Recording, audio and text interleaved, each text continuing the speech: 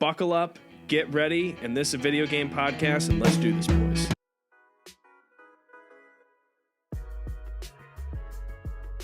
We're going to do something a little different this week. We came together and we all agreed on a top 10 list for VGP's favorite PS4's exclusives. So these it's very rare for us to all come together and to agree on something. Yeah. Normally it's a fight. Yeah. And it kind of was a fight that you guys didn't have to hear prior to this. Yeah. Normally I have to end up smacking Tim with a 2x4 over the back of the head, but I digress. A blunt object, preferably. Yeah, a very blunt object. A Casio piano Maze had. Yeah, he has a I thick just candy happen to shell have for a one. head. or we just throw the steelbook case of Anthem at him. Okay, so real quick, we're going to dive down our list of top 10 PlayStation exclusives. Now, the only rule here is that there are no rules. But, sorry, Mace, we're not in the gulag, so there are rules. And the rules are that this can't be a kind of a collection. So the Uncharted collection, unfortunately, nope. The Wipeout collection, unfortunately, nope. As well as, once again, it has to be a PlayStation 4 exclusive. Granted, we did give one buy, and that will kind of show. Actually, I think the game is a PlayStation 4 exclusive. Yeah, it is. It is. Yeah. Okay. So, which was going to be Persona 5. We won't tell you where in the list, but Persona 5, technically Royale, is a PS4 exclusive. So anyway, let's get started. We're going to start with some of the honorable mentions. You guys can kind of talk about these if you want, but our 3 honorable mentions are Dreams, Street Fighter 5 Arcade Edition, as well as The Last Guardian. Now, did you guys play any of these? Sure hope I played Street Fighter and a little bit of Dreams, and both great games. Street Fighter was not very good when it came out. I bought it when it first came out. So we got it for you and I bought it for $20. We played the campaign together, all together. That was night. A marvelous campaign. Really a lot of lore in there. Oh, there's a lot of lore. Very compelling. A lot of bison that I didn't need to see. But the game's improved over the years, and the Arcade Edition is one game that is actually pretty good. There's a lot of content in there, so it's definitely worth the purchase. And honestly, too, Dreams is incredible. We'll have to see where it goes. But for right now, until people have added a ton of content, so it's definitely worth to check out. But until it kind of gets that Little Big Planet status of having boundless content, so maybe give it another year or so, it's not going to crack that top 10 quite yet. Nintendo doesn't like it. Doesn't like Dreams at all. Doesn't like Dreams, but anyway, Billy, a game that you do like, we're going to start with number 10, is Ni no Kuni 2. Nino. So Mace and I both played this. We think it's one of the greatest JRPGs on the platform for sure. It's kind of strange how it got a exclusive to this console. I'm surprised it hasn't been ported yet to the Switch, because they did port the original, which is one of our favorite games on PS3. That would be here right now, but that was PlayStation 3 and not 4. Yep. Very good game, solid all around. Do I think it's as good as the original? Probably not. But it did spice it up a little bit. They had that like live action combat, very colorful world. Story was charming. I really loved the castle builder in there. Remember that when you build Evermore, Mazer? Oh, you build your town, your little kingdom. That was addicting. There was something about it that was just fun to go there and just build all the new buildings, and you would get items for that you could use in the main campaign. Mm-hmm. Like you get armor, you could get weapons, and other healing items and shit like that. So it was nice. I did enjoy that. Yeah, it was a solid game. Yeah, so it's on the list. So number 10, that was number 10, Ni no Kuni 2. Number 9 is Astro Bot for PlayStation VR and on the PS4. Mm-hmm. I made sure this one was at number 9 because I think this is the game that kind of sells somebody on VR. I think it's the best VR experience. It feels like a Nintendo game. Better than Beat Saber? I think it's better than Beat Saber. So, but that's just me personally, and that's because I love platforming games. But I do think it's a game that should be in everybody's catalog. If you have a PSVR, if you're any interest in VR, I think this is definitely a game that you should check out. It's a game that I seriously love. It's better than what's the other one, Tim? The really weird one, the accounting one. What was it called? Oh, Accounting Plus. Yeah. Better than that. And Resident Evil 7. Resident Evil 7 VR is scary as hell. That was fun. That was a funny game. Now, number 8, we have Uncharted 4. Maze, tell me a little bit about this one. Oh man, and why it's here? What's there to say? It's Uncharted. I think that says it all. Why it's here. I mean, I think Uncharted has to be represented on it because it is a series near and dear to all of us. It's a little bit lower on the list, granted, only because I don't think it lives up to what Uncharted 1 was when it came out. But still, nonetheless, it was a great game. Kind of nicely wraps up Nathan Drake's story, or so we think. But the ending was good. I like the ending. Yeah, no. Did you like the little cameos in there for Crash Bandicoot and stuff? That was kind of neat. Yeah. It's a great game. Not too bad. If you own a PlayStation, I thought the game is like it was a typical Uncharted, but those games are excellent. Right. So and it's like I think that's why it's can't not beat as high it. as It's it good. would be. Yeah. I mean, look, if it's a PlayStation So, exclusive, if you've never played the series and you own a PlayStation, what are you doing with your life? Get this It's and get gorgeous. the Uncharted collection. Yeah. And then after that, get Last of Us Remastered. Now, number 7 is a game I don't think either of you played. I picked it up. It's a really good one. It's Horizon Zero Dawn. Kind of a step back. This is made by the same people. Guerrilla, the people that made Killzone. So Killzone Shadowfall, another PS4 exclusive, as well as Killzone 1 through 3. This game is really cool. Kind of a really different aspect. There's a lot of robots fighting robotic dinosaurs. It was really cool. I think it was open world, but it still kind of felt like a living, breathing world. And it's definitely a game I think should be in everybody's PlayStation catalog, or at least you should definitely check it out. You can get that game on the cheap too now. It's like $20.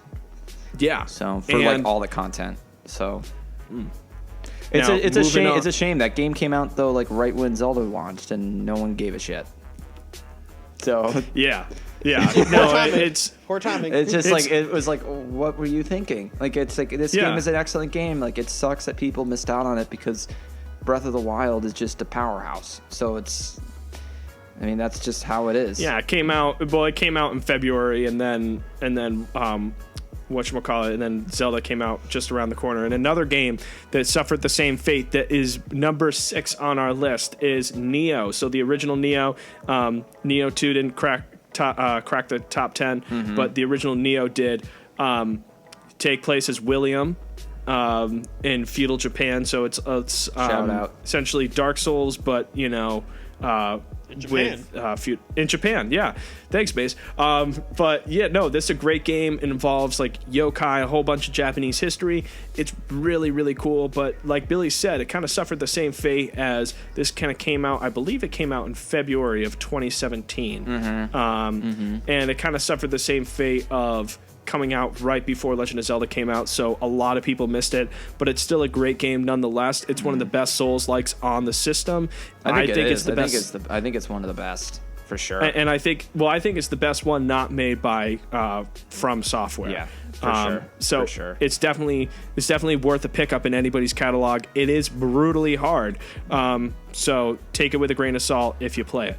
Now, moving on, we have Mazer's pick at number 5, which is Spider-Man. So Maze, tell me a little bit about Spider-Man on PS4. Oh, great game. Superheroes, Spider-Man does it justice. It was a great game, and I think it definitely deserves to be here on the list. Can't think of any better way to experience playing him. It's kind of like the Batman series was for Xbox and all those. Great game, fun time. I don't know much more there is to say about it. It was just a very well done game by Insomnia. Sorry.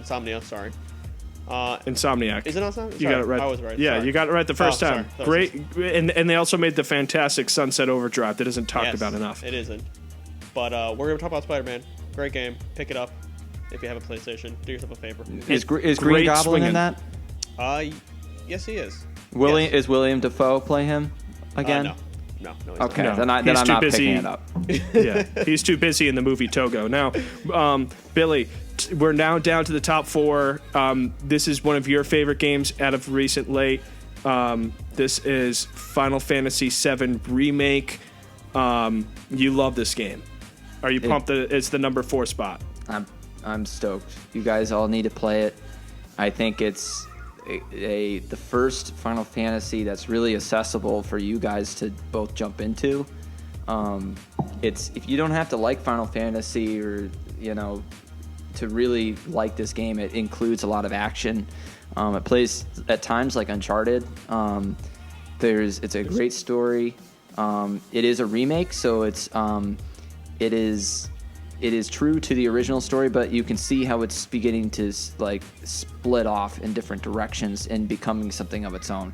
So I think that's really, really a cool design direction for it. It's gorgeous. The combat is fun. It's fully deserving to be on this list, and it's going to be a Game of the Year contender this year. Like I 100% guarantee it. It's going to be. I think Last of Us 2 and this game are going to be talked about for Game of the Year this year. So I'm interested to see what happens. Nice. And I'm going to let you talk again because the third game on this list is another one of your favorites, and that is Bloodborne. Yeah, baby. Now, Maze, Tim, you dropped off this one. You got halfway through. I got halfway through, Maze, I was playing it. Yeah, no, because I was playing it in the middle of February. It's a dark game. Yeah, I was in Western New York playing this thing in the middle of February, so I was already like depressed as it is in this game when like a giant baby spider thing. Literally, like there's like the abortion monster. Remember that? Yeah, the abortion monster. When that showed up, Tim just took one look, put his controller down, and just walked away. Mm-hmm. Yeah, I was like, I got enough shit in my life to deal with. But while I did play it, it was an amazing game. Billy, you beat it. You love this game. I platinumed this game. This game is such a wonderful game. Like it's cool how they have the design director really got to do his own thing on this. He got to like really run wild with his character designs. Like they've really kept them tame up till now. This was like over the top, just disgusting looking creatures, but like it was just dude, stop talking about me. It was awesome. It was so cool, fast pace. You guys loved Tim. Now, did you like the combat system in this? It was like a risk reward. I thought the combat system was the best part. Yeah, I thought the combat was so good. There was no blocking. So like in Dark Souls 1 through 3, it's like a cat and mouse kind of game where you're going in, you recoil, block, and then it's strategic based. This is really get up in your face, take the shotgun. Do you risk that final shot to get your blood back? So it's just a really, really well polished game and beautiful graphics. And the world was so interconnected and perfect. It was gorgeous. I think the game is 100% one of the best games on there. It's fully deserving of Game of the Year for that. I think it did win the Video Game of the Year awards that year. So yeah, but no, it's an amazing game. It's definitely one that I think I think if you like hard games, once again, just like Neo, kind of a giant warning sign. Like this is hard as hell. Yep. But it's really satisfying when you finally kind of beat those really tough bosses. Mm-hmm. So number 2, Maze, I'm going to kind of pivot back to you. Number 2, it's kind of like a little twofer. It was because it's Persona 5 Royale. No matter what, Persona 5 was going to be in this case, whether it be Persona 5 or Persona 5 Royale. But tell me why, being somebody who's beaten the original Persona 5, tell me why this is a solid spot for this at number 2. I mean, Bill, I think, can attest to it as well, as he's beat it as well. Fantastic JRPG, one of the best I've ever played. It was just beautifully done. I love the characters, the story, the design. It was just fun all the way through. Albeit, I know you had a difficult time getting through it in one sitting, Bill. There was that 3 month, 3 months hiatus. Hours. It's a long game. I won't lie to you. It's a very long game. It's the long haul. You really got to put the effort and the mindset. But I feel like for most people, it just took you in and never let go until the very end. And even at the very end, I didn't want to stop. So it was sad. Yeah, it concluded really nicely. Don't spoil it because I'm halfway through Persona 5 Royale. I'm like 50 hours in. So yeah, we won't spoil anything. But I will say that it was a great ride. I didn't want it to end honestly. Even after 120 hours, I could have gone for another 10 honestly. And I'm actually very excited to at some point go through Persona 5 Royale with the added content and characters and story to give me a little bit more. Get back to see your boy Ryuji. Oh, I miss Ryuji. Dude, Ryuji's my boy. I love that guy now. Such a good dude. I love Morgana. I know. Dude, no, I love what's his name? Fox. Fox is my favorite. Oh. Yeah. Which guy was that? Is that I forget. It's been a long time. That's Yusuke. Yusuke. Oh, artist guy. Yeah. Let's also shout out, you can't forget about why am I blanking on his name? The coffee shop owner. Where you live. Yeah, Sajiro. So love him. He just lets you crash upstairs in his house. Yep, and then you just work there. You learn to make coffee and curry. And the game, we've talked about it before, but Persona 5 Royale, the reason why that's on here instead of just Persona 5 is Persona 5 Royale is kind of the premier way to play it. Has extra confidants, extra time, extra story, extra palaces, extra palace. Have you met the character yet? I haven't seen anything about that. Yeah. So the character kind of plays a bigger role in the end of the game, and we'll get on this later. But the character, sorry, I was just waving outside. Gotcha. But the character you do meet throughout the campaign and is a confidant, and you need to get her as well as the other confidants up to a certain rank in order to unlock kind of the true ending with her. Which taking place during that third semester that they added on to the end. Now, that leaves with us our number one PlayStation exclusive. I think most people can see this coming. Billy, I'll give it off to you to announce it. You take it. You're the host of this. Shouldn't announce this. I've been talking all the whole show pretty much. We all know what it is. Yeah, we all know what it is. Yeah. And that is Ratchet and Clank. No, it's not Ratchet and Clank. It is Knack 2. It's actually God of War on PS4. God of War 4 quotations. This game I would consider a straight masterpiece. I think it is the killer app on PlayStation as well as killer app of this past generation. An amazing game.